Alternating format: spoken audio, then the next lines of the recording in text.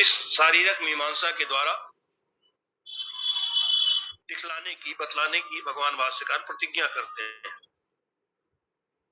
शारीरक की मीमांसा का अर्थ है कि जीव ब्रह्म है। शारीरक मतलब शरीरे भव, शरीर का, शरीर के भीतर जो रहता है वो जीव है और वो जीव ब्रह्म है। जीव के ब्रह्मत्व का विचार, यही है शारीरक मीमांसा का अर्थ।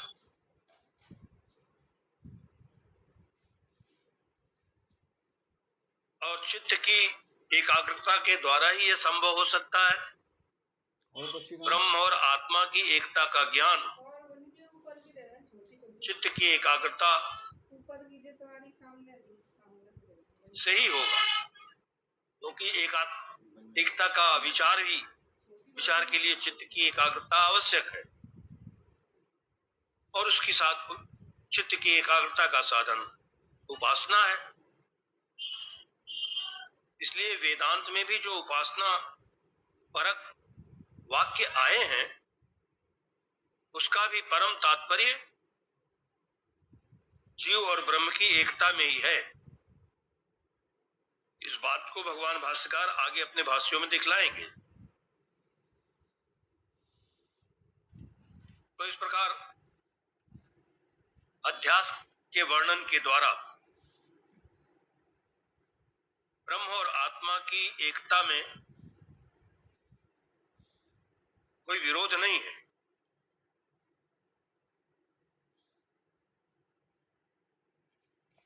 ऐसा दिखला करके जो वेदांत शास्त्र है, यानी जो वेदांत दर्शन है, ब्रह्म सूत्र है, ये इसका भी विषय है और इसका भी प्रयोजन है, ये सुस्पष्ट हो जाता है।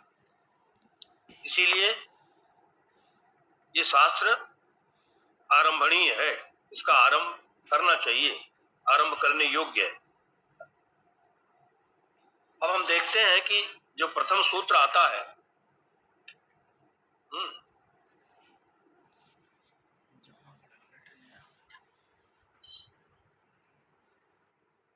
उस सूत्र को आरंभ करने से पहले भाष्यकार एक वाक्य लिखते हैं, वेदांत मीमांसा शास्त्रस्य व्याख्यासितस्य इदम आदिमम सूत्रम। ये पहला सूत्र है। यानी जिस वेदांत शास्त्र की हम व्याख्या करना चाहते हैं उस वेदांत मीमांसा शास्त्र का ये पहला सूत्र का उच्चारण कर सकते हैं, अथातो ब्रह्म जिज्ञासा, अथातो ब्रह्म जिज्ञासा। इस सूत्र के ऊपर प्रथम सूत्र के ऊपर 4 वर्णक है। 4 वर्णक, वर्णक उसको कहते हैं तो जिस प्रकरण में गूढ़ गहन अर्थ का विचार किया गया हो उसको वर्णक कहते हैं। वर्णक माने व्याख्यान, सामान्य अर्थ में व्याख्यान। तो 4 प्रकार के व्याख्यान है। तो प्रथम सूत्र में हम देखते हैं कि प्रथम सूत्र के 4 वर्णक हैं। पहला वर्णक तो है अध्यास वर्णक, जिसमें अध्यास का विचार किया गया है। ये अब तक हम लोगों ने जो विचार किया अध्यास का, वो प्रथम सूत्र का प्रथम वर्णक है।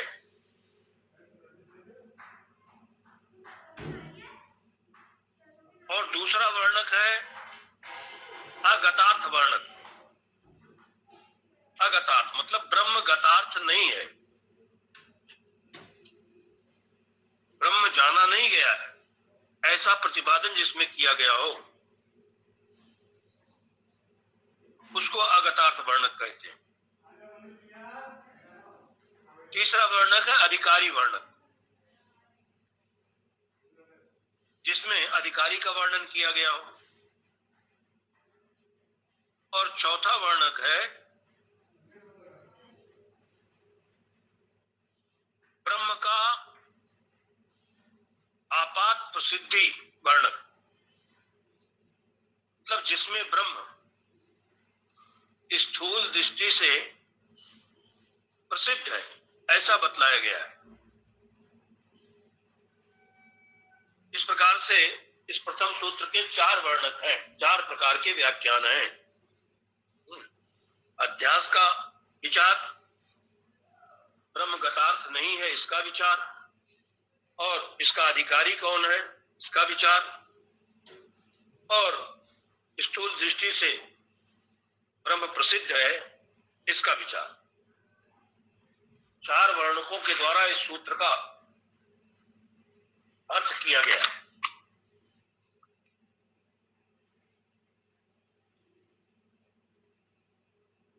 अब विचार का जो साक्षात विषय है वेदांत,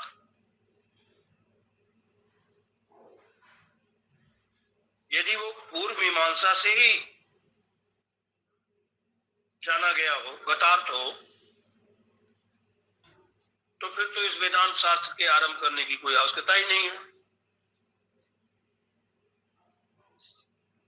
और यदि अगतार्थ है,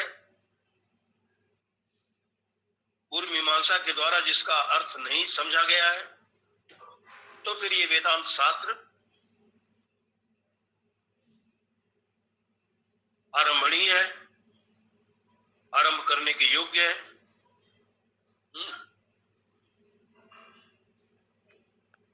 अब ऐसा संदेह होने पर पूर्ववादी कह सकता है कि सारे वेद का तात्पर्य विधि में, और विधि का विचार पूर्व मीमांसा दर्शन में अर्थात तो धर्म जिज्ञासा इस सूत्र के द्वारा हो चुका है।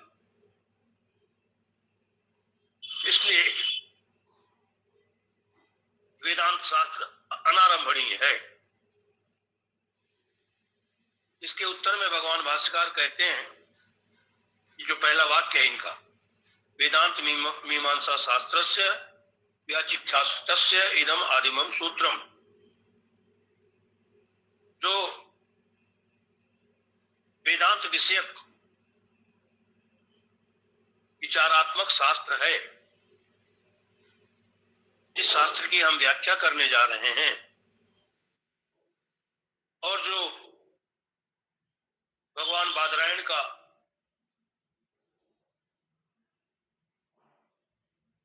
सूत्र रचना है, जिसके लिए भगवान बादरायण ने सूत्र बनाए हैं, उसका ये प्रथम सूत्र है।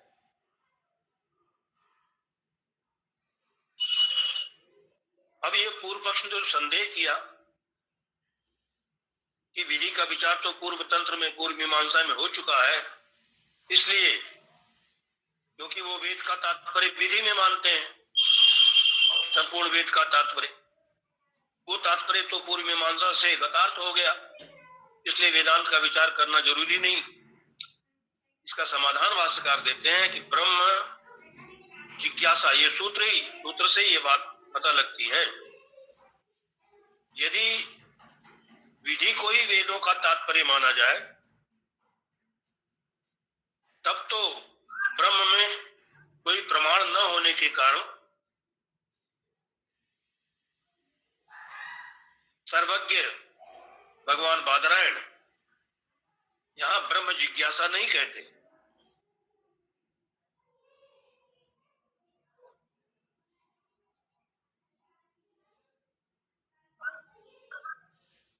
यदि वेद ब्रह्म के ज्ञान में प्रमाण नहीं होता तो, क्योंकि वैदिक प्रमाण गम्य है ब्रह्म, वेदांत वाक्यों से ही जाना जाता है। वेदांत वेद्यम मतलब ब्रह्म के ज्ञान में वेदांत ही एकमात्र प्रमाण है। वेदों का अर्थ केवल विधि ही नहीं है। यदि केवल विधि होती फिर तो ब्रह्म, फिर बादरायण भगवान ऐसा सूत्र ही क्यों लिखते, अथा तो ब्रह्म जिज्ञासा। तो ब्रह्म जिज्ञास्य है, ब्रह्म विचार के योग्य है। इस कथन के द्वारा जिसमें ब्रह्म ज्ञान का प्रतिपादन किया गया है, ऐसा जो वेदांत विचार है वो और किसी तंत्र से और किसी शास्त्र से और किसी दर्शन से गतार्थ नहीं है, इसीलिए आरंभणीय है। यह विचार करने योग्य है, ऐसा सूत्रकार भगवान वेदव्यास जी दिखलाते हैं। भाष्यकार भी उसी का अनुमोदन करते हुए व्याचिख्यास्थितस्य मतलब जिसकी हम व्याख्या करना चाहते हैं, ऐसा कह करके अगतार्थ होने के कारण से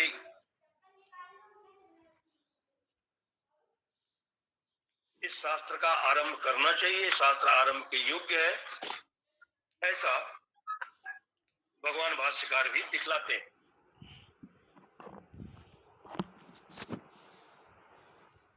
अब अथा तो ब्रह्म जिज्ञासा, इसमें जैसा कि आपने पहले भी सुना था, अथ शब्द, अतः शब्द और जिज्ञासा शब्द, इसकी व्याख्या तो टीकाकार, व्याख्याकार, भाष्यकार, अन्य सभी ने कर रखी। इसकी व्याख्या भगवान बादरायण नहीं कर रहे। भगवान बादरायण सूत्रकार को तो केवल ब्रह्म की व्याख्या ही अभीष्ट है और उसी की व्याख्या वो करने जा रहे हैं, ब्रह्म की व्याख्या। बाकी अथ पद क्यों कहा सूत्र में, अतः क्यों आया, जिज्ञासा क्यों है, इस सब का तात्पर्य टीकाकारों ने, भाष्यकारों ने बतलाया।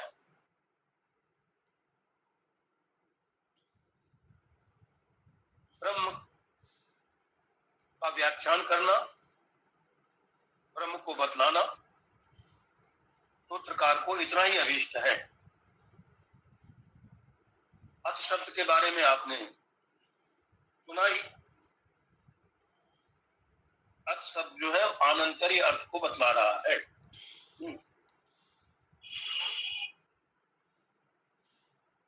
इसे तो सूत्र में 3 पद है, अथ, अतः, ब्रह्म जिज्ञासा। ब्रह्म जिज्ञासा समस्त पद है। ब्रह्म जिज्ञासा मतलब ब्रह्म विषय विचार, ब्रह्म के बारे में जानने की इच्छा।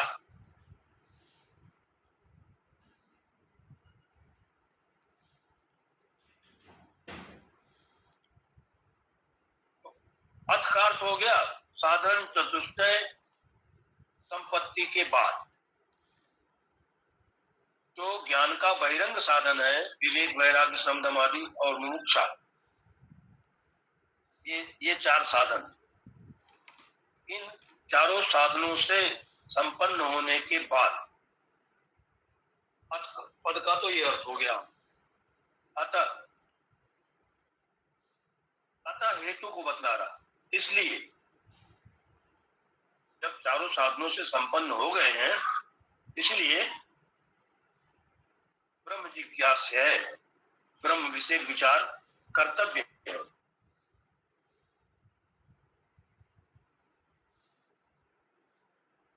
तो ब्रह्म जिज्ञासा करना चाहिए, कर्तव्य, अथवा ब्रह्म जिज्ञासा, ब्रह्म विषय विचार आरंभ किया जाता है। साधन चतुष्टय संपन्न होने के बाद अब ब्रह्म जिज्ञासा करनी चाहिए अथवा ब्रह्म जिज्ञासा की जाती है।